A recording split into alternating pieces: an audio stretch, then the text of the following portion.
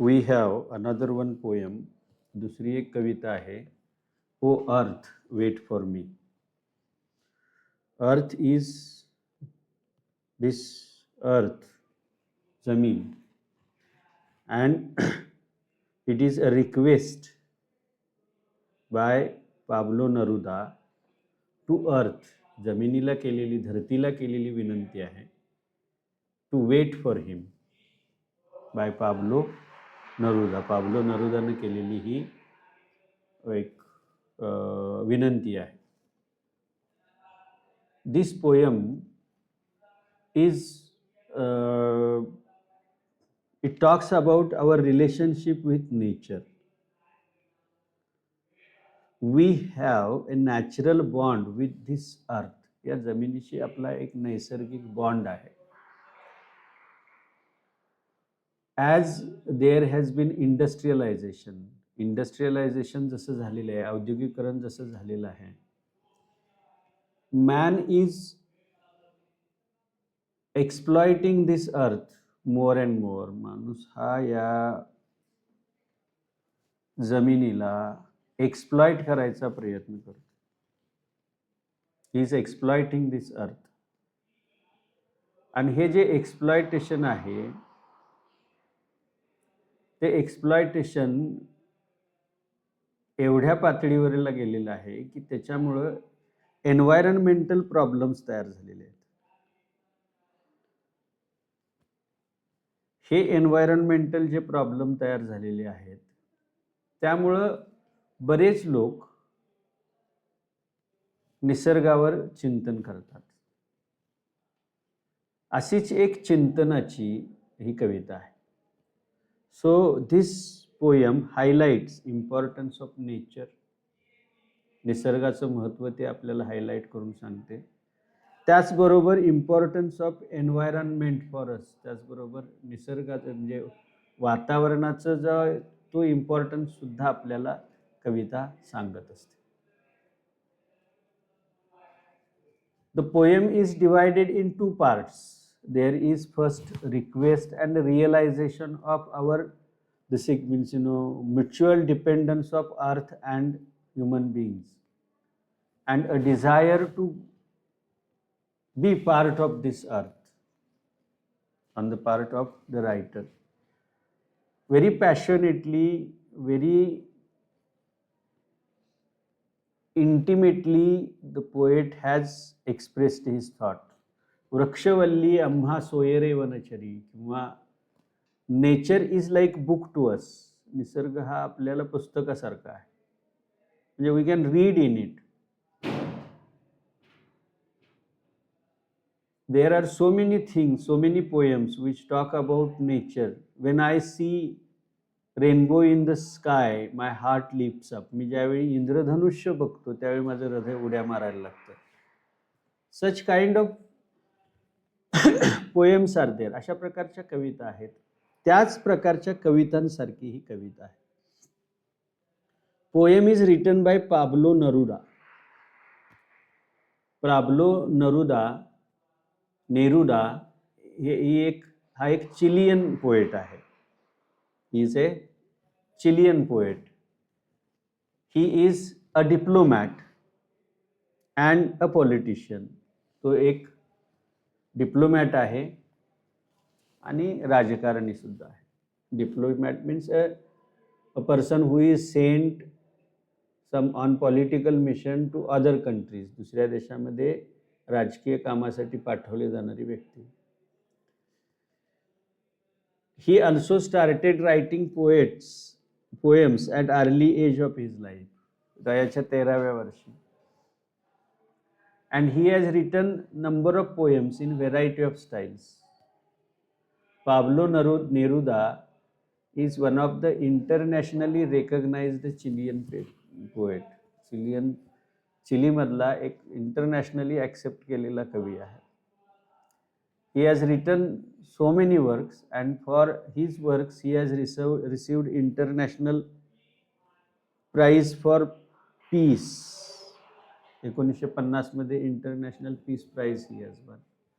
He has won Stalin Peace Prize, Nobel prize in literature. वाङ्मयामध्ये Nobel prize मिळणं म्हणजे फार मोठी बाब आहे. तेही त्याला मिळालेलं आहे. Then he mainly talks about themes of love, time, destruction, loneliness. In short, ह्या ज्या आहेत प्रेम, वेळ, विध्वंस, एकटेपणा, this is predicament of modern man. आजच्या माणसाची ती स्थिती आहे. This is a situation in which humans have come because of over exploitation, because of running after technology. So many problems have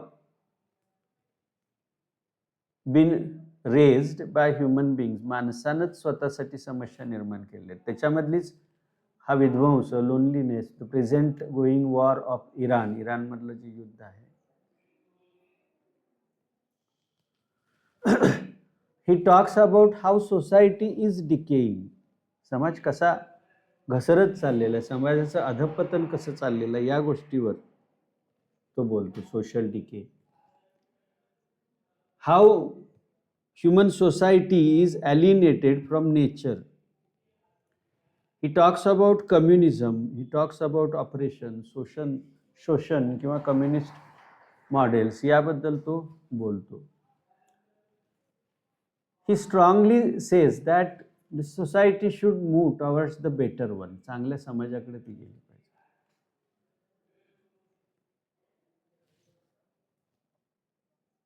Now these, whatever he thinks is for the better human society. हे चांगल्या मानवी समाजासाठी आहे. O earth, wait for me. हे मातृभूमी, माझ्यासाठी वाट बघ. It talks about the beauty of nature.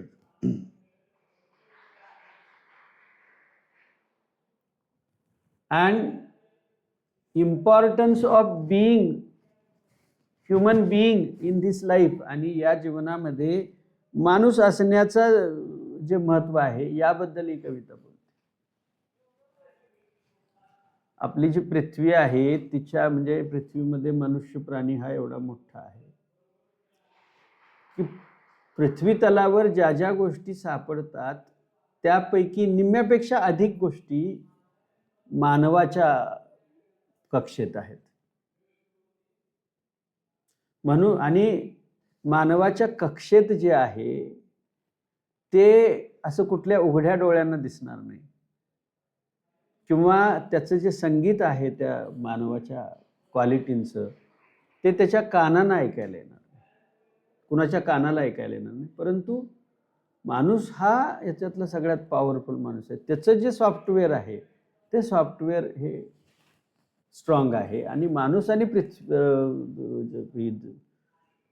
पृथ्वी किंवा धरती याच्यामध्ये एक नातं आहे. ते नातं आपण टिकवलं पाहिजे. या प्रकारचं अपील, त्याचं जे सौंदर्य आहे, ते एक आपला भाग आहे आणि ते अपीलिंग आहे. याबद्दलची विनंती या कवितेमध्ये आपल्याला पाहायला मिळते. म्हणजे वृक्षवल्ली आम्हा सोयरे वनचरी, ह्या कवितेमध्ये जसं आहे तेच इथं आपल्याला पाहायला मिळते. It is written in the form of a speech. एक उद्देशून केलेलं भाषण असल्यासारखंच आहे. And this is to the mother earth. कुणाला भाषण म्हटलेलं आहे? मदर अर्थला हे भाषण म्हटलेलं आहे. धरणीला उद्देशून लिहिलेली ही कविता आहे. आणि त्याच्यामध्ये याची इच्छा काय की त्याला वाटते की आय एम कट ऑफ, मी तोडला गेलेलो आहे. कशापासून तोडला गेलेलो आहे? त्या पृथ्वीचं जे सौंदर्य आहे त्याच्यापासून तोडला गेलेलं आहे. ते पुन्हा रिकनेक्ट होण्याची माझी इच्छा आहे. पुन्हा या धरतीशी पुन्हा कनेक्ट व्हावं असं मला वाटतंय.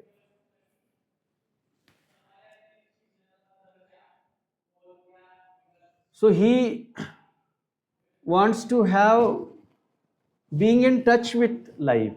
जे वास्तव जीवन आहे त्या वास्तव जीवनाशी मी एकसंग असावं असं त्याला वाटत असते. In this poem, he compares nature with civilization and what civilization has done to nature.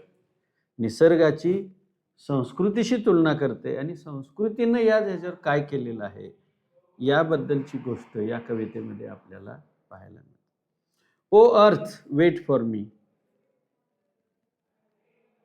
O earth wait for मी.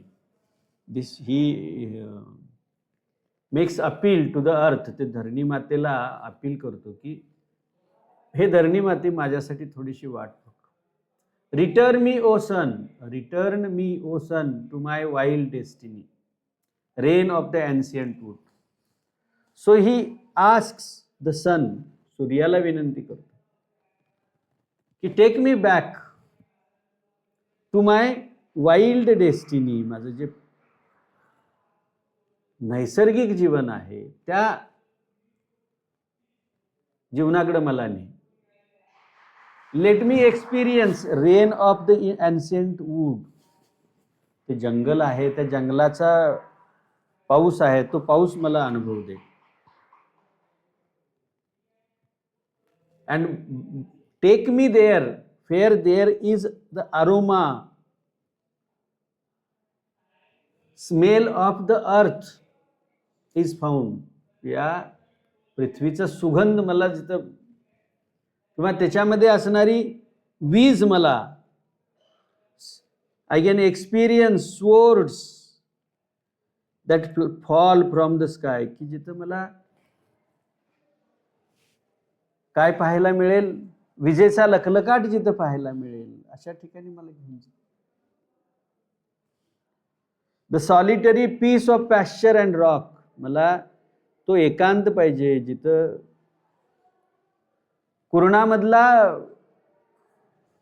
कुरणामधली शांतता, दगडावर बसलेली शांतता, दगडावर एकटं बसताना मिळालेली शांतता. The damp at the river margins. नदीच्या काठावर असणारा ओलसरपणा, damp at the river margins, हे मला अनुभव दे. The smell of large tree. Larch नावाच्या झाडाचा सुवास मला आठवू दे. The wind alive like a heart beating in the crowded restlessness of towering अराउकारिया.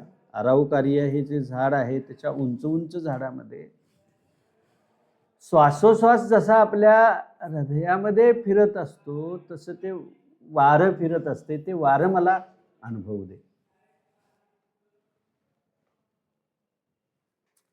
So in the first part, poet expresses his desire to take him back to the original beauty of earth. पृथ्वीची जी original सौंदर्य आहे त्या सौंदर्याकडे, म्हणजे जे wild jungles, सगळे प्राणी आनंदाने एकत्र राहत आहेत, पक्षी आहेत, हे जे सौंदर्य आहे त्या सौंदर्याकडे घेऊन जाण्याची तो विनंती करतो. Then in second paragraph he says, earth give me back your pure gifts. म्हणजे हे धरित्री, हे भूमाते, give me back your pure gifts, whatever is pure in you, give me back, because now we are alien. आता आमच्याकडे ते नाही. The towers of silence which rose from the solemnity of their roots. जंगलामधल्या झाडांच्या मुळापासून जी शांतता निर्माण झाली ती शांतता द्या. Have you ever went to the jungle? तुम्ही कधी जंगलात गेलाय का? Silence is very enticing. तिथला जो आनंद असतो, तिथली जी शांतता असते ती प्रचंड मनाला असते. तिथली गंभीरता मला दे. Bring back the silence in my life. Here is an appeal by the poet to feel back that natural rhythm in the company of whole existence, from which he is alienated by the progress made by human beings. मानवाने जी केलेली प्रगती आहे त्या प्रगतीमुळे तो जो alien झालेला आहे तो ते अलियनेशन हे पुन्हा बंद करण्याची तो विनंती करतो. I want to go back to being what I have not been. मला जे म्हणजे आत्ताच्या जीवनामध्ये जे मला सगळं अडचणीचं वाटते त्या अडचणीच्या ठिकाणापासून मला तिकडे जायचं आहे. And learn to go back from such deeps that among all natural things I could live or not live. It does not matter to be one stone more. I want to go back to being what I have not been. मी जे काय आता नाही ते मला व्हायची इच्छा आहे. म्हणजे या मातीतूनच पुन्हा जन्माला आलो ना, पुन्हा माती व्हायची माझी इच्छा आहे. It is inevitable. मृत्यू हा इनएव्हायटेबल आहे. And learn to go back from such deeps that among all natural things I could live or not live. आणि अशा खोलीमध्ये मला जायचं आहे की जिथं मी जिवंत असेन किंवा नसेन. It does not matter to be one stone more. आणखीन एखादा अधिकचाच दगड झालो त्याचा काही फरक पडत नाही. The dark stone, the pure stone which the river bears away. जो नदी जीवन जे पुढं पुढं घेऊन जात आहे तो एक दगड पुन्हा होण्याची माझी इच्छा आहे. अशा प्रकारचा विचार या कवितेमध्ये वापरलेला आहे. Now let us study the questions from this poem. या कवितेमधले प्रश्न बघूया. This poem is written by, कुणी लिहिलेली आहे? Pablo Neruda. The poem is written in ... form, address form, which is addressed to earth. कुणाला ॲड्रेस केलेली आहे? धरित्रीला ॲड्रेस केलेली आहे. The first part of the poem is addressed to the अर्थ.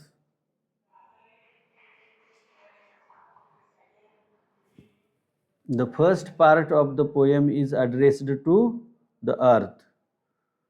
O earth, return me, wait for me, return me.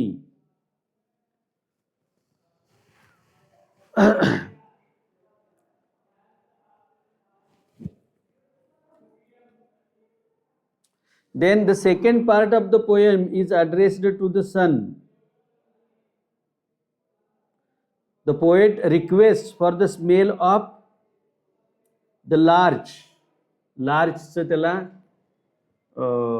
हे करायचं आहे, सुवास पुन्हा घ्यायचा आहे, सुगंध पुन्हा अनुभवायचा आहे. What are the pure gifts given by the earth?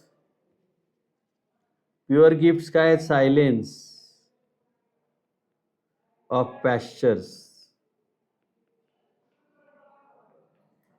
or peace. Pure gifts काय आहेत? Silence of pasture, solemnity,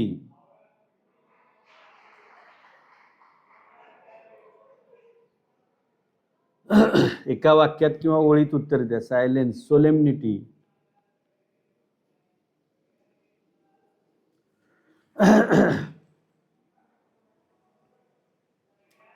Then what is the certain central idea of the poem?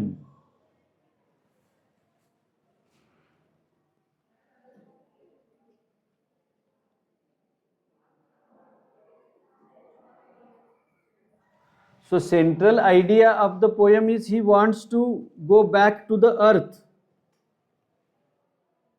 Central idea काय? त्याला त्या या पृथ्वीकडे परत. Where do swords fall from? कुठून swords पडतात? स्काय म्हणजे lightning. Why does the poet want to go back to the earth? Because he is alienated and he wants silence, he want peace. He wants to become a stone which is in the river. River stone, river bed मध्ये असणारा दगड त्याला व्हायचा आहे.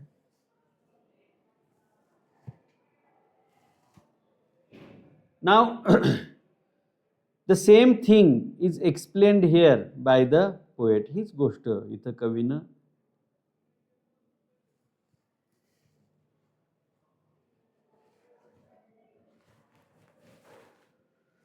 तर अशा प्रकारे ही कविता आपण पाहिलेली आहे आणि तुम्ही ही कविता वाचून त्याच्यावरचे प्रश्न लिहायचे आहेत. Okay, let us see the big questions. What is the theme of the poem? The poet talks about nature and human relationship.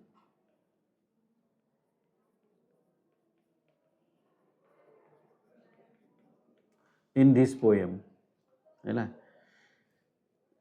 the poem is addressed to earth.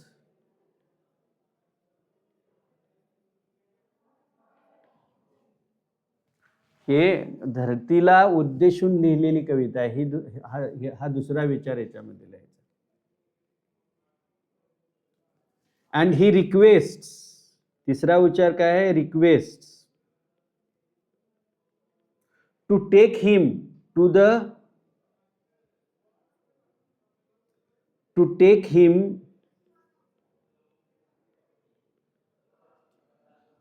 to the wild nature.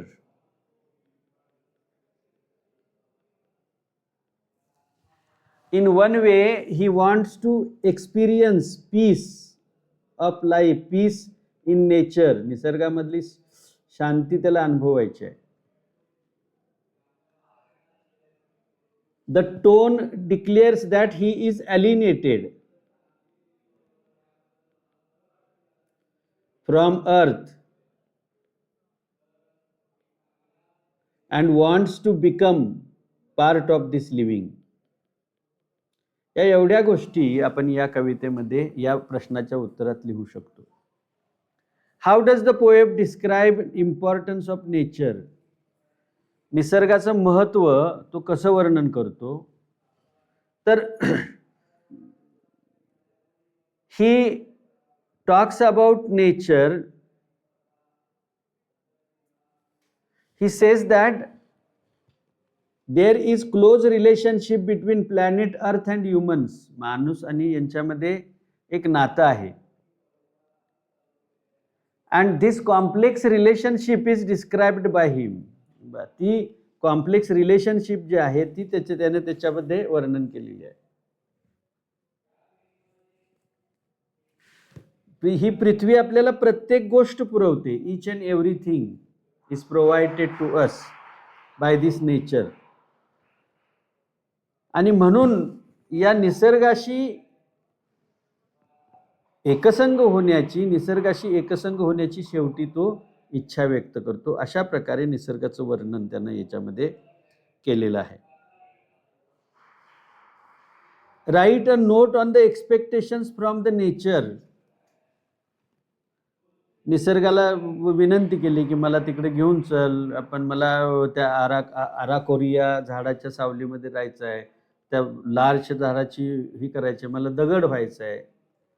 ह्या ज्या expectations आहेत त्या means let him to experience काय experience sword.